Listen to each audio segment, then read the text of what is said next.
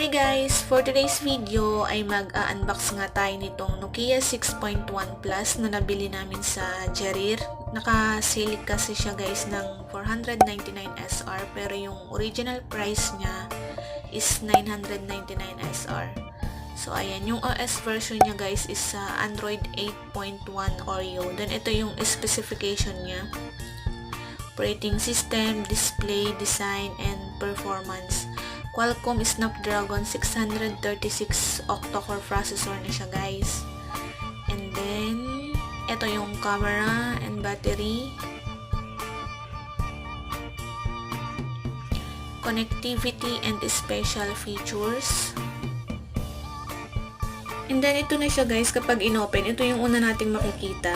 So, ang Nokia 6.1 Plus guys is available siya sa tatlong color. Yung midnight blue, gloss black, and gloss white. So, nung bumili kami, 2 colors lang yung available. Midnight blue lang and yung gloss black. So, ang pinili ko is yung midnight blue kasi mas nagustuhan ko siya compare dun sa gloss black. So, ayan. And then, ito yung isang box na naglalaman ng mga accessories niya.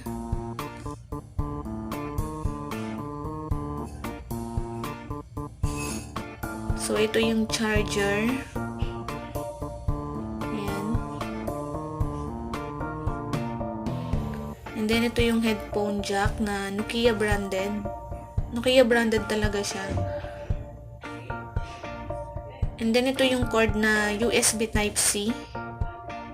So, ayun guys, pag inopen, ito siya Android 1. Full screen siya guys. Sobrang gaan lang niya. As in, parang wala siyang battery sa loob. And then, yung fingerprint niya nasa likod.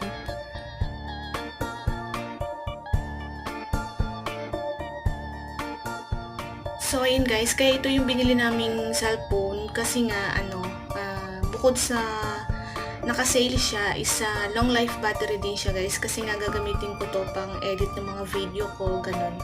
So, ayun guys, dito lang nagtatapos yung unboxing natin. Thank you so much for watching and I hope na magkita kayo ulit sa susunod naming video.